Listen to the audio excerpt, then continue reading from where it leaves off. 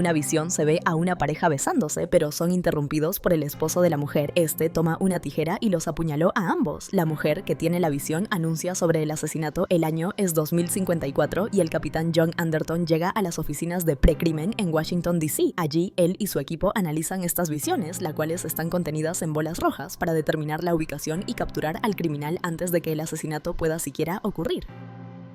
El capitán John procede a inspeccionar las visiones con la supervisión de sus autoridades. Al localizar al asesino, procede a realizar el arresto, pero algo sucede. Un cambio repentino obliga a John a revisar nuevamente las predicciones. Justo en ese momento, el agente Danny Whitwer del Departamento de Justicia llega para auditar la operación de precrimen. Su objetivo es descubrir cualquier falla en el sistema antes de que el Congreso vote si este debe expandirse a nivel nacional. Resulta que John había olvidado su visita. Mientras determinan la nueva ubicación del asesino, Fletcher, mano derecha de John, explica al oficial el funcionamiento simple y aterrador del sistema. 3 humanos con habilidades psíquicas, llamados precogs, son capaces de tener visiones de los asesinatos inminentes. No obstante, la clave de esta operación reside en el sistema automatizado que procesa la información de los precogs. Cuando estos perciben que un crimen está a punto de ocurrir, 2 bolas de madera pintadas aparecen en el sistema. Una lleva grabado el nombre del futuro culpable y la otra el nombre de la futura víctima. El color de la bola es crucial. Una bola marrón indica un asesinato premeditado, algo que los precogs pueden anticipar hasta 4 días antes. Sin embargo, una bola roja señala un crimen pasional, un suceso tan impulsivo que solo puede verse a menudo con menos de 1 hora de antelación.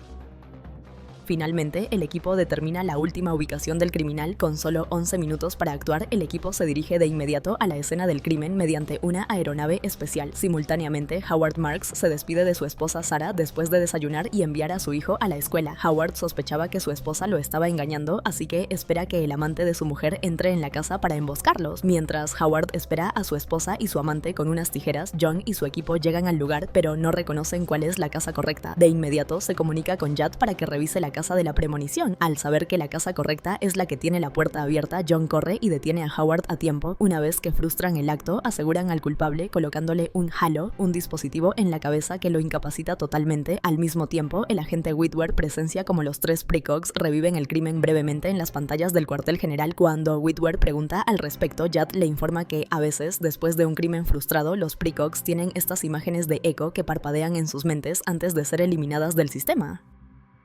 En las calles de la ciudad, pantallas transmiten testimonios del sistema de precrimen y el éxito que ha logrado en disminuir la delincuencia en los últimos 6 años. John, quien no puede dormir, trota por los callejones hasta encontrarse con un traficante de drogas, Lycon, quien ha perdido sus 2 ojos. De vuelta a casa, se revela que la vida de John es un desastre. Se unió al programa después de que su hijo de 6 años, Sean, fuera secuestrado y nunca encontrado. Sufre de una profunda depresión y es adicto a la droga neuroína, lo que provocó que su esposa, Lara, lo abandonara. Esa noche, John se tortura viendo viejas grabaciones de su hijo y su exesposa mientras se droga. Al día siguiente, John se encuentra con el director Lamar Burgess, quien le dice que un hombre del defensa quiere eliminar el sistema, así que le pide que vigile a Whitwer. Por su parte, Fletch le explica a la gente que una vez que la bola es grabada, es imposible de modificar. No obstante, Whitwer considera que el sistema tiene sus áreas grises, ya que detienen personas que no han cometido un crimen. Fletch intenta hacerle entender que el sistema es prácticamente infalible debido a la naturaleza de la premeditación.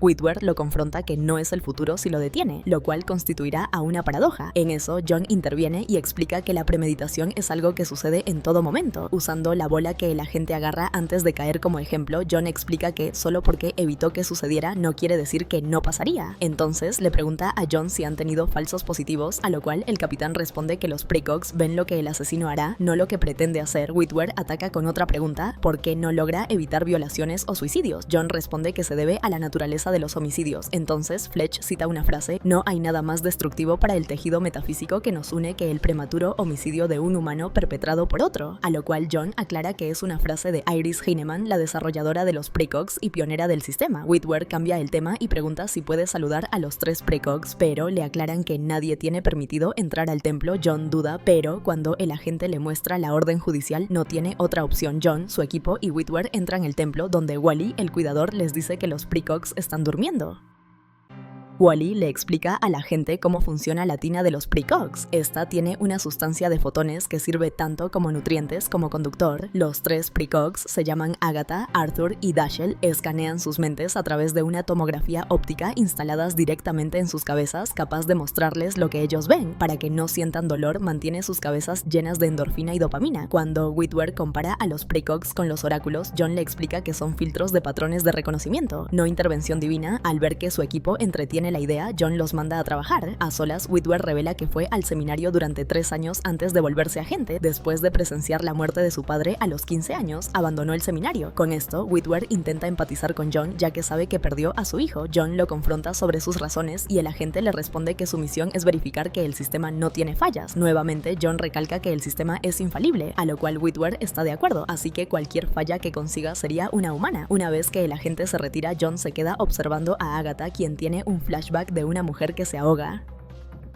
Wally interviene asegurando que solo fue una pesadilla, pero la duda lo invade cuando menciona que Agatha le dijo, "Lo puedes ver". Intrigado, John visita la prisión y se encuentra con el alcaide, quien toca el órgano a los presos. Al investigar el posible ahogamiento, descubre que se trata de uno de los primeros crímenes prevenidos por el sistema. Para acceder a la visión de Agatha sobre ese crimen, deben buscar al perpetrador en el mar de criminales que se encuentran en un coma inducido por electricidad. Cuando lo localizan, se revela que el agresor en esa previsión está clasificado como un John Doe, debido a que se había cambiado los ojos para engañar a los sensores de identificación. Al intentar acceder a la previsión de Agatha, esta no se encuentra en los archivos oficiales, lo cual es sospechoso. John solicita los datos de la víctima y lo único que consiguen en la computadora sobre Anne Lively es que era una madre soltera adicta a la neuroína, aunque los registros indican que ingresó a una clínica de rehabilitación. No obstante, se desconoce su paradero después de que se evitara su asesinato. A pesar de las advertencias del alcaide, John toma los registros del caso para seguir investigando. John visita al director Burgess y le explica la situación.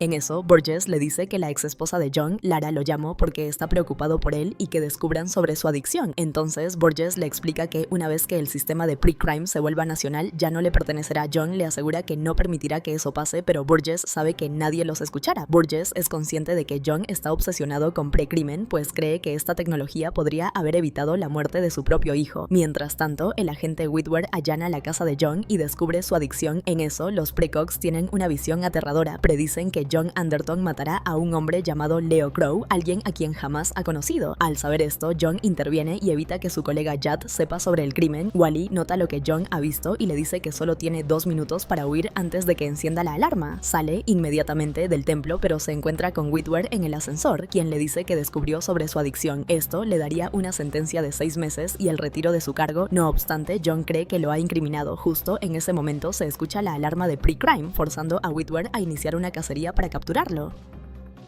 Mientras huye en auto, John se comunica con Burgess y le explica que Witwer lo ha incriminado. Le pregunta si hay posibilidad de intervenir en un gasto cerebral, a lo cual el director duda. Entonces intenta convencerlo que se reúna con él para protegerlo mientras investigan el caso. De pronto, su vehículo es intervenido y John no tiene más opciones que romper la ventana para saltar hacia afuera. Salta de auto en una vía que desafía la física hasta que cae en un apartamento donde unas mujeres hacen yoga. Mientras tanto, Burgess le pide a Fletch que busque a John, pero Witwer interviene. John, en busca de la doctora Iris Heinemann, toma el tren, pero de inmediato es localizado ya que los detectores reconocen sus pupilas. Pronto, su rostro aparece en las noticias y cuando baja del tren, encapturado por su equipo. Fletch le pide que no corre por un momento. John considera entregarse, pero se enfrenta a su equipo y logra escapar. No obstante, se encuentra con el agente Witwer y los federales, quienes lo persigue a través de una fábrica. En un enfrentamiento mano a mano, Witwer y John caen dentro de la maquinaria. El agente logra huir, pero John queda atrapado en un vehículo en medio ensamblaje. Witwer cree que lo ha capturado, pero el capitán usa el vehículo para alejarse del lugar. Finalmente, John llega a la propiedad de la doctora Heinemann, donde las plantas del jardín lo atacan y envenenan. Encuentra a la doctora, pero pronto la genetista se percata de su predicamento y le da el antídoto. John no da rodeos y le pregunta cómo alguien puede fingir una premonición. Entonces, ella le revela un secreto impactante. Las habilidades de los precogs son el resultado de un daño cerebral causado por la adicción de sus padres a formas tempranas e impuras de neuroína. La mayoría de los niños murieron de daño cerebral, pero los que sobrevivieron tenían un don. No obstante, ahora tienen un sistema sistema perfecto o tal vez no. Heinemann le explica a John que ocasionalmente uno de los precogs ve una visión del futuro diferente a la de los otros. A esto se le llama informe minoritario. Estas discrepancias se eliminan del registro oficial para mantener la reputación de infalibilidad del sistema, pero los precogs retienen los recuerdos. Ella revela que Burgess era consciente de los errores. Además, le aconseja que busque el informe minoritario. John le explica que no hay forma que se acerque el cuartel sin ser detectado por los escáneres de retina de la ciudad. Sin embargo, la doctora le dice que él conoce las personas indicadas para ayudarlo con eso. Heinemann le asegura a John que si existe un informe minoritario sobre su caso, es muy probable que haya sido generado por Agatha, ya que ella es la más poderosa de los tres. Mientras tanto, Fletch intenta determinar dónde John cometerá el crimen, pero es imposible. Jad le recuerda que tiene todavía 22 horas para detenerlo. Whitwer está seguro que John está en algún lugar de la expansión, ya que cree que es inocente. En ese momento, el agente descubre los recuerdos de la expareja de John y pregunta dónde está ella. En paralelo, John llega al consultorio de un cirujano clandestino, el cual no le da mucha confianza por su incesante gripe. De pronto, el doctor le inyecta la anestesia sin previo aviso. Sin más opciones, John debe someterse a una cirugía de trasplante de ojos. A medida que pierde el conocimiento, John descubre que el cirujano es el doctor Solomon P. Eddy, quien había sido arrestado después de quemar a sus pacientes. Luego, le coloca un aparato que facilitará su operación. En casa de Lara, el agente Whitwer la visita y le pregunta si ha visto a su ex esposo. Ella le asegura que no ha hablado con John recientemente. El agente le revela que John sigue drogándose y ella le dice que empezó a consumir después de que su hijo desapareciera.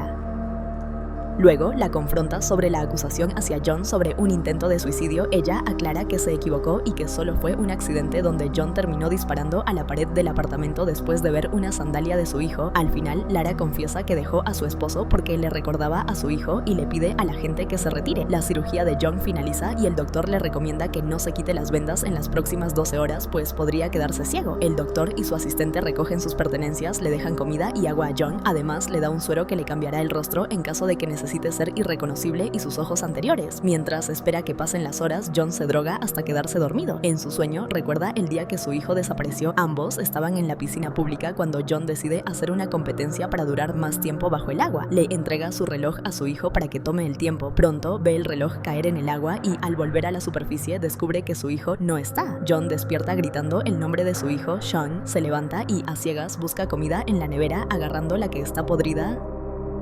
Simultáneamente, el equipo de precrimen inspecciona el edificio en busca de John. Liberan unos mini robots que escanean la retina de todos los inquilinos del edificio. Para evitar que lo encuentren, John se mete en una tina de agua fría para que su calor corporal no sea detectado. No obstante, su respiración lo delata y los robots lo obligan a salir del agua. Sin alternativas, John debe quitarse la venda antes de tiempo para que escaneen su nuevo ojo. Así, el equipo se retira sin descubrirlo. Al día siguiente, Whitwer descubre que en la premonición del asesinato de Crow no hay 3 personas, sino 4: John, Crow, un desconocido y una mujer. Al mismo tiempo, John sale a la calle y se inyecta el suero que cambia rostros. Finalmente logra evadir los escáneres de retina de la ciudad y regresa a la base de precrimen. Saca sus propios ojos extraídos de la bolsa, pero pierde uno en el proceso. Al final entra en el templo donde se encuentran los precogs. Mientras Wally alimenta a la precogs, John cierra la puerta del templo para que no escape, pero al saber que se trata de John, decide ayudarlo. En ese momento, Whitwer descubre que la mujer es Agatha y corre al templo. Wally intenta buscar el informe minoritario. Pronto, Whitwer y el equipo llegan al templo, pero es imposible entrar. Sin más, el agente destruye el cristal de la ventana y le ordena a John que se detenga. John secuestra a Agatha usando el desagüe de la tina. Wally cree que John se llevó a Agatha para cometer el crimen. Aquí se revela que sin Agatha el sistema no funciona. Con Agatha como parte del futuro, el agente ordena que se apresuren para determinar el lugar del asesinato de Crow. A solo 51 minutos para el asesinato, John se detiene en una tienda de ropa para conseguir prendas secas y limpias para Agatha. Por su parte, Whitwer llega a la conclusión que John no piensa hacerle daño a la precogs, sino que necesita sus recuerdos para probar su inocencia. Sin embargo, sin la maquinaria correcta se le hará imposible, así que deciden localizar a la persona que construyó el hardware del sistema, Rufus Rayleigh. Con la ayuda de Rufus, John busca en la memoria de Agatha, pero no encuentra ningún informe minoritario sobre el asesinato de Crow. Entonces, encuentra y descarga sus recuerdos del ahogamiento de Anne Lively. Justo en ese momento, el equipo de precrimen llega al lugar. Mientras huye, Agatha predice todo lo que sucede a su alrededor, evitando que los atrapen. Una vez afuera descubre el hotel donde Crow se encuentra. Agatha trata de convencerlo de que huyan, pero John necesita saber sobre su futuro. Él le promete que no lo matará. Ambos llegan a la habitación de Crow. Adentro encuentran fotos de muchos niños, incluyendo a Sean. John acusa a Crow de haber secuestrado y matado a su hijo. John está a punto de matarlo, pero se detiene en el último instante cuando Agatha le recuerda que él puede elegir. Crow entonces confiesa que fue contratado solo para colocar las fotos y ruega a John que lo mate, pues su familia solo recibiría el pago si él moría. Cuando John se niega, Crow toma el control y se suicida de una manera idéntica a la visión que tuvieron los precogs sobre John matándolo. Cuando llegan a la escena del crimen, Whitwer empieza a dudar del asesinato. Considera que es muy extraño que un asesino de niños deje las fotos de sus víctimas en la cama de un hotel para que cualquiera lo vea. Al final, llega a la conclusión que todo fue arreglado y que John es un chivo expiatorio. En su casa, Burgess recibe una llamada de Whitwer y le pide que se vean en casa de John. Allí discuten el caso de Anne Lively y encuentra suficientes discrepancias para sugerir que sí fue asesinada. Burgess, sin embargo, lo interrumpe brutalmente. Mata a Whitwer con la propia arma de John. John y Agatha llegan a casa de Lara, quien llama a Burgess para pedir su ayuda, sin saber que él es el asesino. Mientras conversan sobre el pasado, Agatha visita la habitación de Sean y descubre sus juguetes. En eso, John llega a la conclusión de que lo quieren incriminar porque descubrió sobre Anne. Cuando van a hablar con Agatha, ella les revela la vida de Sean en una línea alternativa donde no fue secuestrado y creció para casarse con una mujer llamada Claire. Entonces, se revela que Agatha es la hija de Anne, pero antes de que puede decirle el asesino de su madre, el equipo de pre-crimen aparece y arresta a John por los asesinatos de Crow y Whitwer. Agatha es devuelta a los otros precogs. Estando John en prisión, Lara habla con Burgess sobre las preocupaciones de John acerca de Anne Lively. Inicialmente, Burgess niega recordar a Anne, pero luego, en la misma conversación, dice que investigará el ahogamiento de la mujer, un detalle que Lara nunca mencionó. Sospechando, Lara toma un arma y el ojo de su esposo de la caja de evidencia en la oficina de Burgess y amenaza al alcaide para librar a John de prisión.